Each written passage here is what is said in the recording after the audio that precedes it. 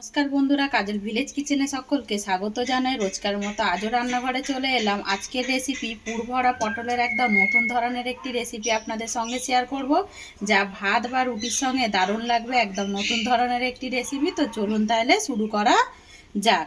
তো দেখুন, তার জন্য আমি এখানে পটল নিয়েছি, বেশ কয়েকটা পটল নিয়েছি। এরকমই একটু বড় বড় ধরনের একটু পটলগুলো নিতে হবে, তাহলে কিন্তু যে খাবারটা নতুন ধরনের করব সেটা কিন্তু খেতে বেশ দারুণ লাগবে।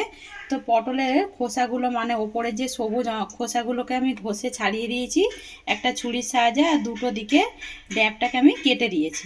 এবার আমি ঠিক এরকমই মাছ বরাবর এখান দিয়ে আমি ফালা করে নেব। তো সব পটলগুলোই এইভাবে ফালা করে নিতে হবে। তো দেখুন, একটা কিন্তু করে নিলাম। এইভাবে সবগুলোকেই ফালা ফালা করে নিতে হবে। সব পটলগুলো ওই মাঝখান দিয়ে এভাবে আমি একটু চিড়ে চিড়ে মতো দিয়েছি। তো সবগুলোতেই এইভাবে চিড়ে দিতে হবে, আর একদিকটা এইভাবেই কিন্তু থাকবে, ঠিক এইভাবেই চিড়ে নিতে হবে। এবার আমি এর মধ্যে কিছু উপকরণ দিয়ে দেব স্বাদ মতো লবণ বা মাপ মতো লবণ। তো লবণটা দিয়ে দিলাম, আর দিয়ে দেবো এর মধ্যে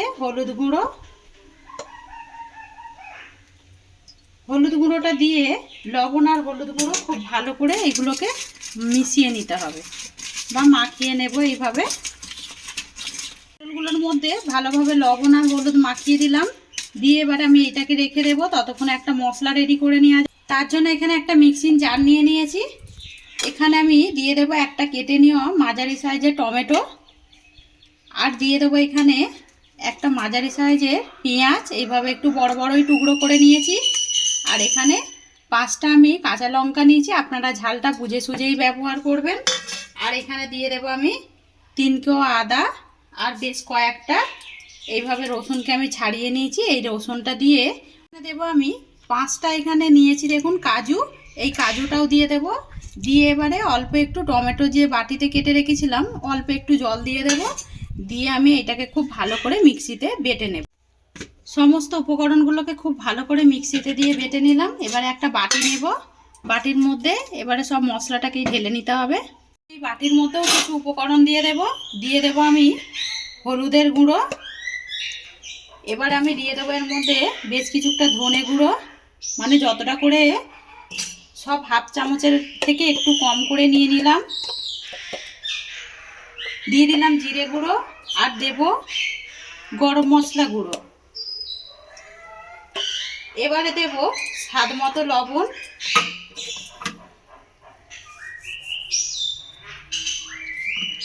তো স্বাদ মতো লবণ দিয়ে দিলাম, আর এর মধ্যে দেব আমি 2 চামচের মতো টক দই। আপনারা চাইলে কিন্তু লেবুর রসও এর মধ্যে ব্যবহার করতে পারেন।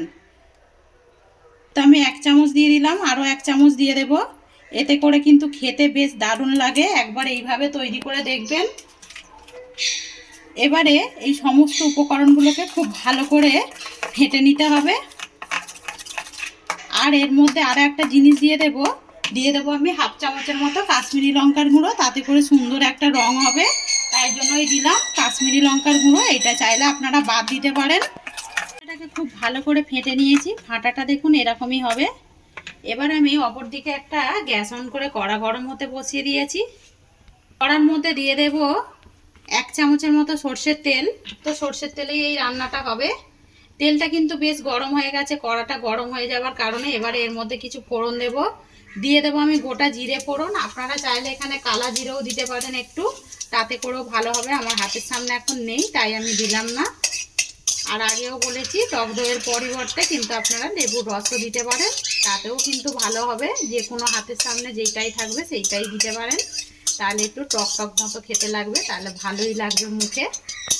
তো জিরেটা বেশ ভালোভাবে ভাজা হয়ে গেছে, আর বেশি ভাজবো না। এবার আমি গ্যাসটাকে একটু আস্তে করে দেব, দিয়ে যে মশলাটা আমি এখানে ফেটে রেখেছিলাম এই মশলাটাকে আমি তেলের মধ্যে দিয়ে দেব।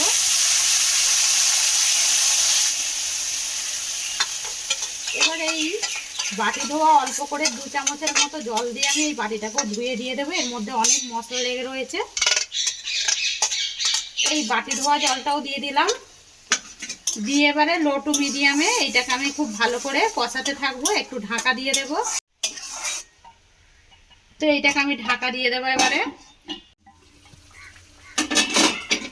তো নাড়তে নাড়তে অনেকটাই কিন্তু দেখুন একবার করে ফাঁকে ফাঁকে নাড়াচাড়া করে দেওয়ার কারণে জলটা কিন্তু অনেকটাই মরে গেছে, যেই জলটা দিয়েছিলাম বা বেরিয়েছিল পেঁয়াজ আর টমেটো থেকে। এবার আমি এর মধ্যে কিছু উপকরণ দিয়ে দেবো আর একটু টেস্ট হওয়ার জন্য। দিয়ে দেবো আমি এতে বেশ কিছুটা ধনেপাতা কোঁচানো। এটা যদি হাতের কাছে থাকে তবেই ব্যবহার করবেন, না হলে কিন্তু দেওয়ার দরকার নেই। আর দেবো এর স্বাদ ব্যালেন্স করার জন্য আমি এখানে হাফ চামচের মতো চিনি নিয়েছি, এই চিনিটাও দিয়ে দেবো। এতে করে কিন্তু টেস্টটা দারুণ হবে, যেহেতু পটল রান্না করছি এতে করে খেতে কিন্তু খুব সুন্দর লাগবে। একবার এইভাবে বাড়িতে ট্রাই করে খেয়ে কিন্তু কমেন্ট করে জানাবেন যে রেসিপিটি কীরকম লাগবে। তো এটা নাড়তে নাড়তে দেখতে পাবে এরকম কড়া থেকে কিন্তু ছেড়ে আসবে, আপনি আপই ছেড়ে যাবে। তো এই পুরটা কিন্তু একেবারে রেডি হয়ে গেছে। এবার আমি এটা একটা প্লেটের মধ্যে নামিয়ে নেবো। নামিয়ে নিয়ে এই পুরটাকে ঠান্ডা করতে দিয়ে দেবো। তো এখানে মশলাটা কিন্তু একেবারে ঠান্ডা হয়ে গেছে, হাত দেওয়া যাচ্ছে।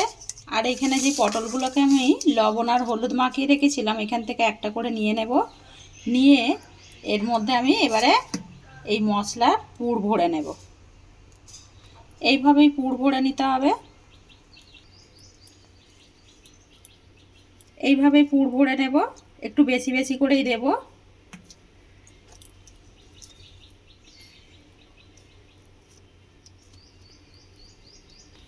তো একটার মধ্যে পুর ভরা হয়ে গেছে, দেখতে কতটা সুন্দর লাগছে। এই একইভাবে সমস্তগুলোকেই আমি পুর ভরে নেব। তো এখানে পটলে সবগুলোই পুর ভরে নিয়েছি, দেখতে কতটা সুন্দর লাগছে দেখুন। খেতে কিন্তু আরও বেশি দারুণ লাগে। একবার এরকম গরমের সময় দুপুরের ভাত ডাল ভাতের সঙ্গে করে দেখবেন, দারুণ লাগবে। অপরদিকে তেল গরম হতে বসিয়ে দিয়েছি, কড়ার মধ্যে তেল দিয়েছি সর্ষের তেল। তো সর্ষের তেলের মধ্যেই ভাজা করব। এবারে এই পুর ভরা পটলগুলোকে এই তেলের মধ্যে দিয়ে দেব। ঠিক এইভাবে দিতে হবে, একদম পটল থেকে পুর বেরোবে না। চারটে দিয়ে দিলাম, দিয়ে একটু ঢাকা দিয়ে দেবো। লো টু মিডিয়ামেই ভাজতে হবে পটলগুলোকে। তো লো টু মিডিয়ামে এক পিঠ দেখুন ভাজা হয়ে গেছে। এবারে অপর পিঠটা উল্টে দেবো। ঠিক মশলার দিকটাকে আমি এবারে এইভাবে উল্টে দিতে হবে। উল্টে পাল্টে একদম সুন্দর করে লাল লাল করে ভাজতে হবে। তো আবারও আমি ঢাকা দিয়ে দেবো যাতে করে পটলগুলো নরমও হয়ে যায়। পটলগুলোকে উল্টে পাল্টে ভেজে নিয়েছি। ভাজাগুলো কত সুন্দর দেখতে লাগছে। আমি আগেও বলেছি এটা কিন্তু ডাল ভাতের সঙ্গে ভালো লাগবে। একদম নতুন ধরনের একটি রেসিপি আপনাদের সঙ্গে শেয়ার করলাম। তো এই একইভাবে সব পটলগুলোকেই ভেজে নেব। তো সব পটলগুলোই ভেজে নামিয়ে নিলাম। দেখতে দেখুন কতটা সুন্দর লাগছে, খেতে কিন্তু আরও বেশি দারুণ লাগবে। একবার হলো এইভাবে বাড়িতে ট্রাই করে খেয়ে কমেন্ট করে জানাবেন আজকে এই নতুন ধরনের পটলের ভাজা কীরকম লাগলো পুর ভরা। যদি ভালো লেগে থাকে একটা লাইক করবেন, বন্ধুদের সঙ্গে শেয়ার করবেন, আর এই ছোট্ট চ্যানেলটিকে সাবস্ক্রাইবার করে নেবেন। আমার এরকম নিত্য নতুন রান্নার জন্য পাশে থাকা বেল আইকনটি প্রেস করবেন। সবাই ভালো থাকবেন, সুস্থ থাকবেন। ধন্যবাদ। আবারও নতুন রেসিপি নিয়ে ফিরে আসবো।